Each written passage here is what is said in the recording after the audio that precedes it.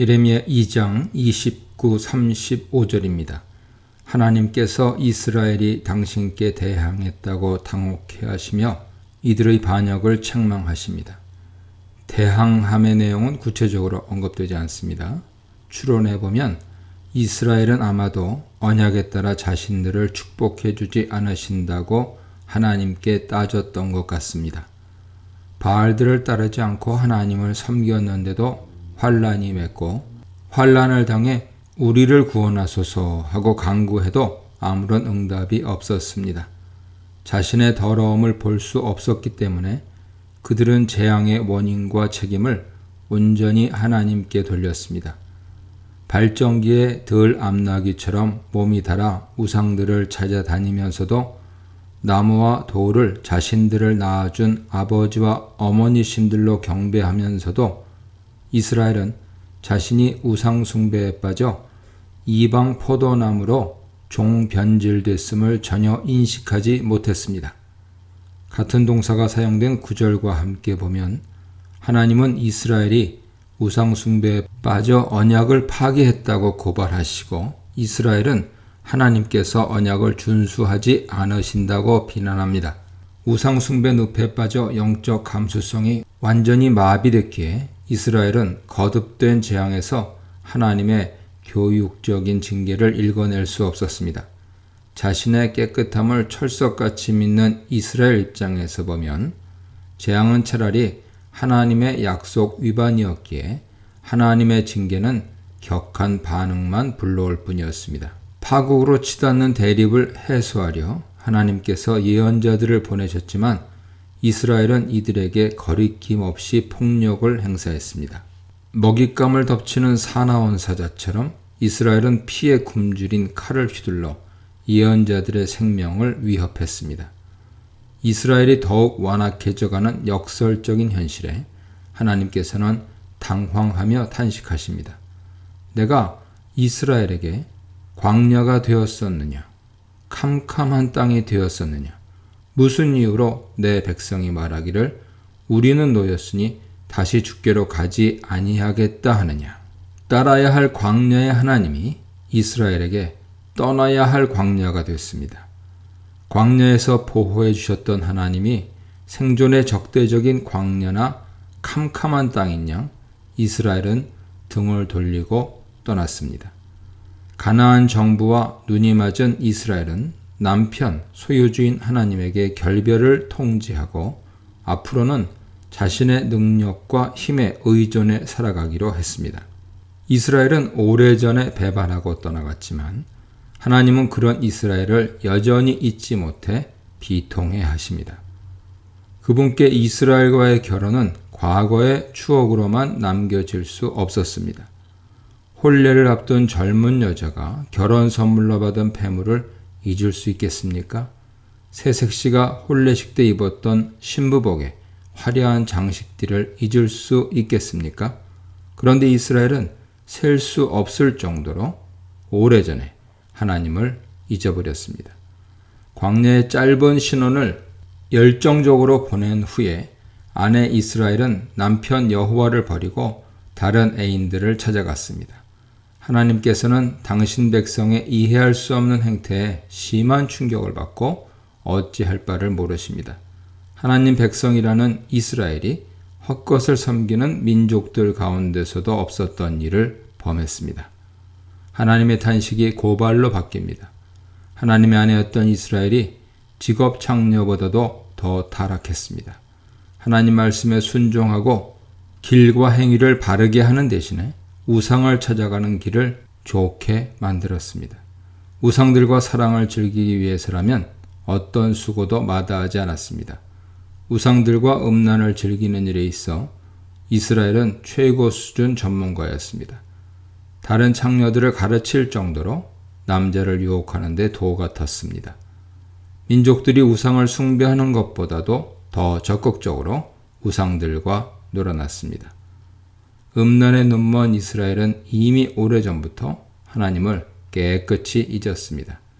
십계명 구조가 잘 보여주듯이 언약을 맺을 때 하나님은 이스라엘에게 종교 계명뿐 아니라 사회 윤리 계명도 함께 주셨습니다. 하나님 백성의 삶에서 종교와 사회는 동전의 양면처럼 분리할 수 없는 강하게 서로 영향을 주고받는 두 영역입니다. 종교적 타락은 필연적으로 사회윤리적 부패를 초래했습니다. 여호와 종교를 성전의 제사 종교와 가나안의 풍요제 수준으로 이해하는 자들에게 그분의 윤리적 가르침은 고려 대상이 아니었습니다. 정치 경제적으로 연약한 자들이 탐욕스러운 강자의 좋은 먹잇감이 됐습니다. 죄 없는 가난한 자가 몰래 남의 집에 들어가 도둑질하다가 현장에서 붙잡힌 자들 취급을 당했습니다. 힘이 없어 부당한 폭력에 저항하지 못하고 억울하게 피를 흘리지만 누구도 약자의 권리를 대변하고 강자의 폭력을 고발하지 않았습니다. 하나님을 잊었기 때문에 공동체 연대감이 사라졌고 풍요제의에 빠졌기에 탐욕이 판을 쳤습니다. 죄 없는 가난한 자의 피가 옷단에 묻어 있는데도 이들은 나는 무죄하니 그의 진노가 참으로 내게서 떠났다 하며 자신의 의로움을 주장했습니다. 가난한 자들의 권리를 힘으로 짓밟으면서도 자신의 무죄를 당당하게 떠들었습니다. 아마도 이들은 전통적인 인과응보 교리에 따라 자신의 무죄를 주장했던 것 같습니다. 죄를 지으면 하나님 징벌을 받는다는 교리를 역으로 적용하면 징벌을 받은 자는 죄를 지은 자에 해당하고 징벌을 받지 않은 자는 죄를 짓지 않은 자입니다. 떠난 하나님의 진노는 무죄의 증거가 됩니다. 하나님 진노를 마음대로 해석하며 무죄를 주장하는 자들에게 심판이 선언됩니다. 하나님께서 이들을 심판하셔서 이들의 무죄 주장이 거짓임을 보여주실 것입니다. 하나님의 진노는 떠난 것이 아니라 아직 오지 않은 것입니다. 바알들의 뒤를 따르면서도 따르지 않았다고 자신의 깨끗함을 주장하기에 가난한 자를 착취하면서도 자신의 무죄를 주장하기에 하나님 심판이 되돌릴 수 없는 운명으로 확정됩니다.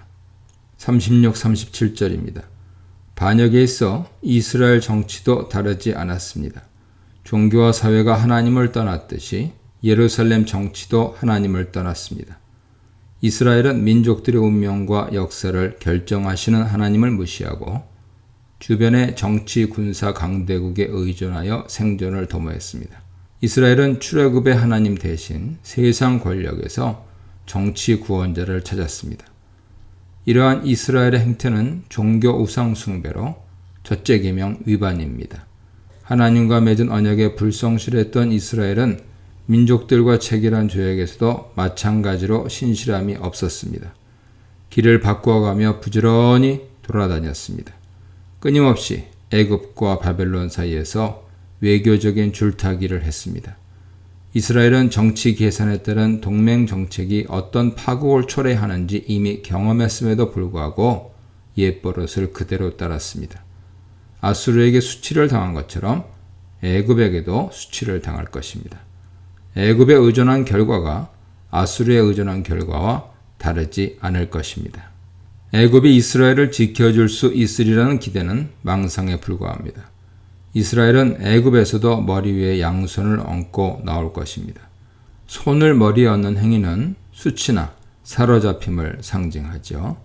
사무엘하 13장 19절 보세요. 전제에 따르면 이스라엘은 애굽 원조를 약속받지 못하고 초라하게 애굽을 떠나고 후자에 따르면 도움은커녕 포로로 잡혀갑니다. 역사를 결정하시는 분께 의존하지 않고 그분 결정에 운명적으로 종속된 땅의 세력에 의지하려는 이스라엘의 어리석음이 수치를 당하게 됩니다. 여호와께서 이스라엘이 의지하는 자들을 버리셨기에 이스라엘 시도는 실패로 끝날 수밖에 없습니다. 이스라엘은 여호와가 이방 사람들의 왕이심을, 오직 그분만이 참 하나님이시요 살아계신 하나님이시요 영원한 왕이심을 잊은 대가를 혹독하게 치를 것입니다.